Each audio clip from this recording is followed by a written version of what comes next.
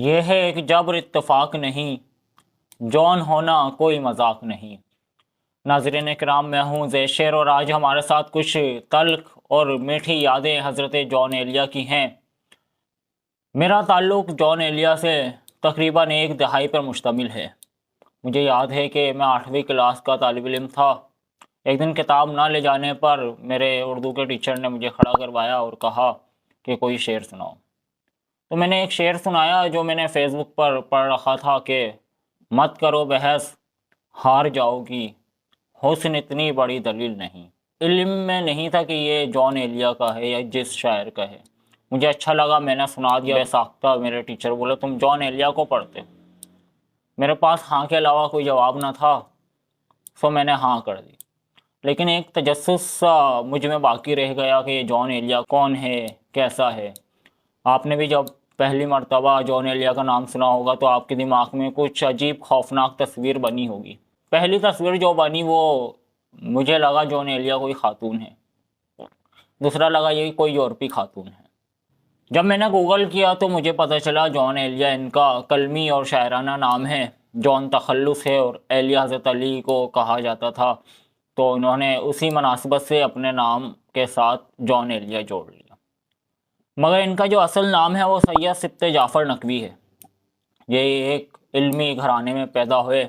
میں نے جب وہ شعر سنایا کہ مت کرو بحث ہار جاؤ گی، اس کا جو کتاب بنا وہ یہ تھا کہ تم بہت جاذب و جمیل سہی، زندگی جاذب و جمیل نہیں، مت کرو بحث ہار جاؤ گی، حسن اتنی بڑی دلیل نہیں۔ تو جون نے حسن کو دلیل تو بہرحال مانا، اتنی بڑی دلیل نہیں اس کو اپنے گمان میں رکھا کہ کوئی حسن کی وجہ سے کسی سے متاثر ہو سکتا ہے۔ جون اور فارحہ، یہ دوسرا سوال تھا جس نے مجھے عجیب کشمکش میں الجھائے رکھا کہ فارحہ، مجھے لگتا تھا کہ جون کی ناکام محبت ہوگی، محبوبہ ہوگی جس نے جون کے ساتھ عشق و محبت میں دھوکہ کیا ہوگا، لیکن ایسا نہیں تھا۔ جون کی فارحہ ایک خیالی اور تخیلاتی محبوبہ تھی جس کا وجود سرے سے تھا ہی نہیں۔ جون فارحہ کو لکھتے ہیں کہ ساری باتیں بھول جانا فارحہ، تھا وہ سب کچھ ایک فسانہ فارحہ، پیشکش میں پھول کر لینا قبول، اب ستارے مت منگانا فارحہ۔ تو یہاں سے یہ گتھی الجھی کہ فارحہ کا کوئی وجود تھا نہیں، کہ وہ بس جون کے خیالی محبوبہ تھی جس میں جون نے ان کو اپنے خیالات کا اظہار ان سے اس طرح سے کیا، اس عقیدت سے کیا کہ پڑھنے اور سننے والے کو یوں لگا کہ جون کی واقعی میں حقیقی زندگی میں کوئی معشوقہ تھی۔ یہ تیسرا سوال واقعی بہت اہمیت کا حامل ہے کہ جون کی جو شاعری تھی وہ واقعی ان کی زندگی پر اثر انداز ہوتی تھی، جو انہوں نے لکھا وہ ان کی آپ بیتی تھی یا بس شاعری کی حد تک محدود تھی۔ تو جون ایک بے تکلف انسان تھا۔ جون لکھتا ہے کہ کرتا ہے ہاہو مجھ میں، کون ہے بے قابو مجھ میں، یادیں ہیں کہ بلوا ہیں، چلتے ہیں چاقو مجھ میں، اور میں تو ایک جہنم ہوں، کیوں رہتا ہے تو مجھ میں۔ تو گویا جون اپنے آپ کو ایک جہنم سے تشبیہ دے رہے ہیں۔ وہ اس قدر سیدھا اور بے تکلف انسان تھا کہ پروفیسر باغی ایک جگہ بتاتے ہیں کہ وہ مسقط میں پڑھانے کی نسبت سے مقیم تھے وہاں پہ، تو جون ایک رات ان کے یہاں ٹھہرے۔ تو رات کو 3 بجے اٹھ کر جون کہتے ہیں کہ پروفیسر باغی دیکھ، میں وجد میں آیا ہوں، مجھ پہ آمد ہو رہی ہے، میں رقص کرتا ہوں۔ تو پروفیسر باغی نے کہا کہ جون بابا سو جائے، کیا ہو گیا؟ تو پھر پوچھنے لگے کہ اردو ادب میں اردو شاعری کا سب سے بڑا شاعر کون ہے، کوئی 5 شعراء کے نام بتاؤ۔ پروفیسر باغی نے 5 شعراء کے نام طویل ترتیب جو ان کو سمجھ میں آئے، غالب، میر، اقبال، اس طرح سے بتا دیے، تو اس میں جون کا نام کہیں نہیں لیا۔ جون کو یہ بات انتہائی ناگوار گزری اور کہنے لگے، او یزید، او امام حسین کے قاتل۔ انہوں نے کہا پروفیسر باغی نے، کیا ہو گیا جون بابا، اب کیا ہو گیا؟ مطلب اس طرح سے بے تکلف انسان تھے، اور کہ مطلب رات کو اٹھنا اچانک آدھی رات کے تیسرے پہر دوسرے پہر اور اٹھ کے مصرع لکھ دینا نیند سے بیدار ہو کے، اور اس کا ان کی ذاتی نجی زندگی پر بھی کافی اثر انداز رہا۔ ان کی جو سابقہ بیوی تھی زائدہ ہے نا، وہ لکھتے ہیں کہ جون کو یہ بات انتہائی ناگوار گزرتی تھی کہ کوئی ان سے نوکری کرنے کا یا معاشی معاملات دیکھنے کا کہے کہ وہ اتنے بڑے شاعر ہو کر یہ معاشی معاملات دیکھیں. اسی وجہ سے انہوں نے ایک باہمی رضامندی سے راہیں جدا کرنے کا فیصلہ کیا. اچھا، تو جان شروع سے اس طرح سے نہیں تھے. جان کے جو بڑے بھائی تھے رئیس امروہی، ان کے نام پہ اورنگی ٹاؤن میں ایک علاقہ مختص کیا ہوا ہے. انتہائی قابل اور اعلیٰ سطح کے صحافی اور شاعر تھے. جب لوگ انہیں جانتے تھے تو جان کو کوئی جانتا نہ تھا. لیکن پھر مقبولیت یہ ہوئی جان ایلیا کی کہ رئیس امروہی کا حوالہ جان ایلیا کی نسبت سے دینا پڑتا تھا.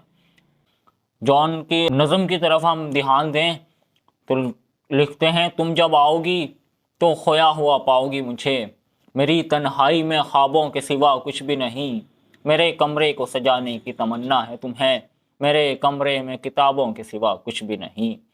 ان کتابوں نے بڑا ظلم کیا ہے مجھ پر، ان میں ایک رمز ہے اور اس رمز کا مارا ہوا ذہن مجدے عشرت انجام نہیں پا سکتا، زندگی میں کبھی آرام نہیں پا سکتا.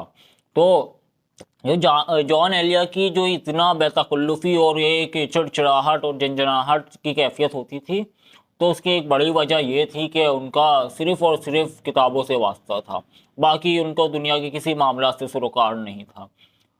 جب آپ کے اوپر بوجھ پڑتا ہے کتابوں کا، جب آپ کے پاس آگاہی زیادہ ضرورت سے زیادہ آ جاتی ہے، تو وہ اس کا قرض ہوتا ہے، وہ آپ کہیں پر اتارنا بھی پڑتا ہے. جان اس بوجھ تلے اتنا دب گئے کہ انہیں علم کی جو میراث تھی ان کے پاس، اور جو ان کے پاس علم کا خزانہ تھا، مختلف زبانوں پر عبور حاصل تھا، تو وہ کس طرح سے اس کو ریلیز کرے وہ ٹھکانہ نہیں مل رہا تھا. شاید ایک وجہ یہ بھی تھی ان کی جو اس بے تکلفی کی، اس چڑچڑاہٹ پن کی.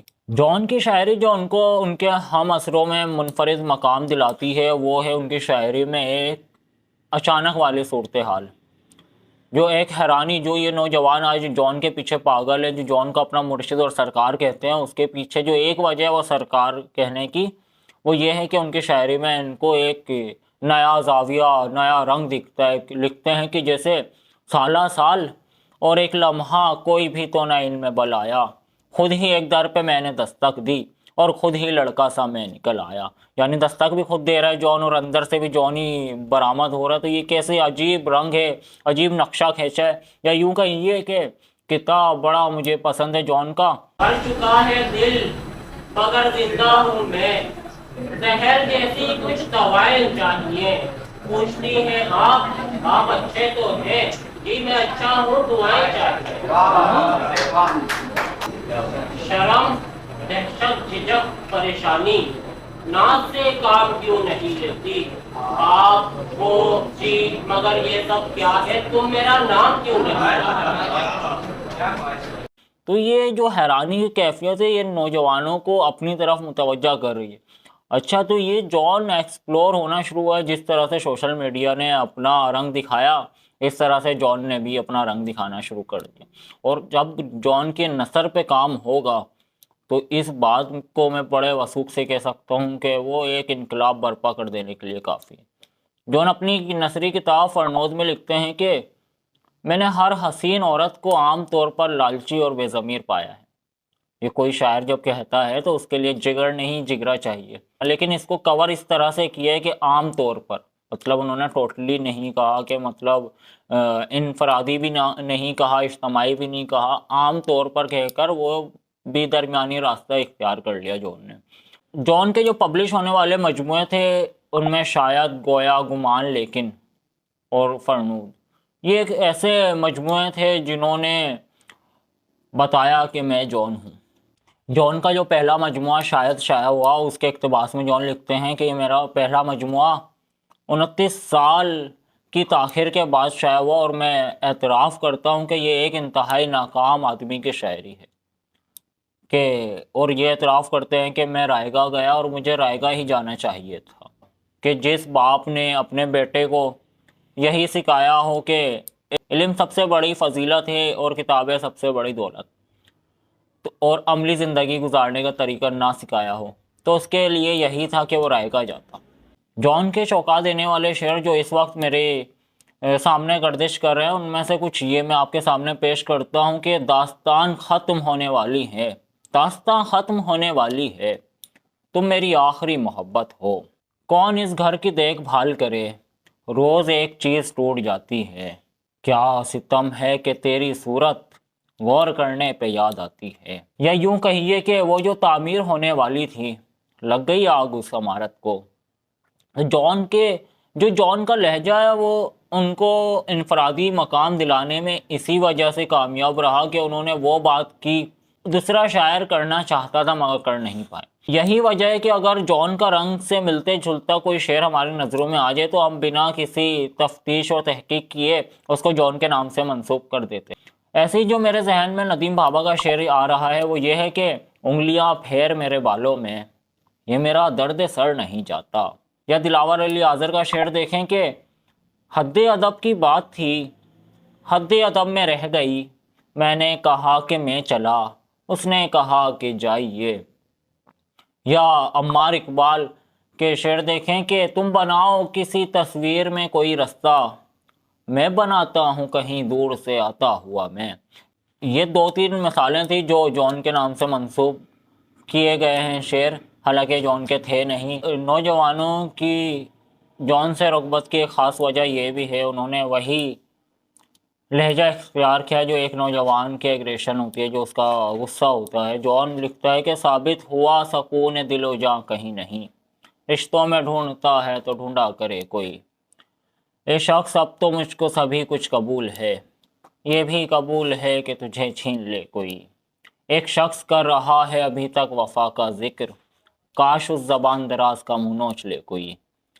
یہ جان کی جو ایک غزل میرے دل کے قریب ہے وہ یہ تھی کہ اس کی امید ناز کا ہم سے یہ مان تھا کہ آپ عمر گزار دیجئے، عمر گزار دی گئی، تیرا فراق جانے جاں عیش تھا کیا میرے لیے، یعنی تیرے فراق میں خوب شراب پی گئی، کیا کہا ہجر گزارا ہے چلو بتلاؤ، ایک لمحے میں بھلا کتنے برس ہوتے ہیں۔ کہ جان اعتراف کرے کہ تیرا جو فراق تھا وہ میرے لیے عیش تھا کیا، کہ ہم نے اس میں دل بھر کے شراب نوشی کی، کہ تیرا فراق جانے جاں عیش تھا کیا میرے لیے، یعنی تیرے فراق میں خوب شراب پی گئی، اس کی گلی سے اٹھ کے میں آن پڑا تھا اپنے گھر، ایک گلی کی بات تھی اور گلی گلی گئی۔ یہ تھی جان کی زندگی کے کچھ حالات و واقعات جو ہم نے آپ کے سامنے پیش کیے۔ میں بھی بہت عجیب ہوں، اتنا عجیب ہوں کہ بس خود کو تباہ کر لیا اور ملال بھی نہیں۔